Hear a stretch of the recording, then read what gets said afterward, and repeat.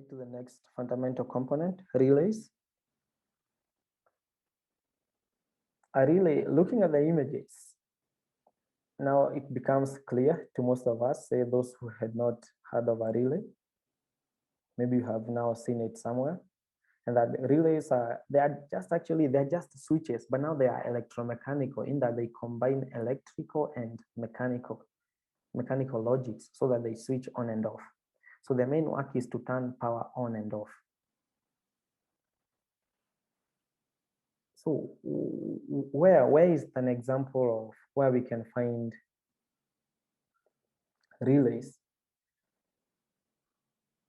Say in switching on lamps, like in your refrigerators, in your ovens, yeah, you'll find in your like washing machine, you'll find relays there so that they can switch on and off power. And again, based on a certain logic, that's when again they apply. So inside the relay, we don't have so many things. We just have an electromagnet.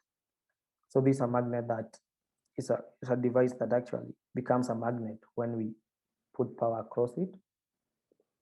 You'll find an armature, that's an ion core. That's just a solid ion, just some ion, a spring, and some electrical contacts. So that when it switches on and off, it touches those contacts.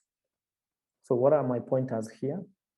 That the reference designator for a relay is K, absurd, but we don't have anywhere K in the relay word. So this is an example. This is an example of application of relay. Like here, we were using it to switch on and off some lights that would be connected through those connectors.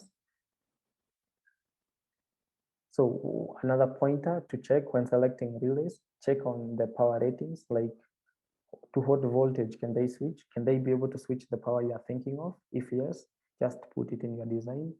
But again, read on the datasheet and stuff like those.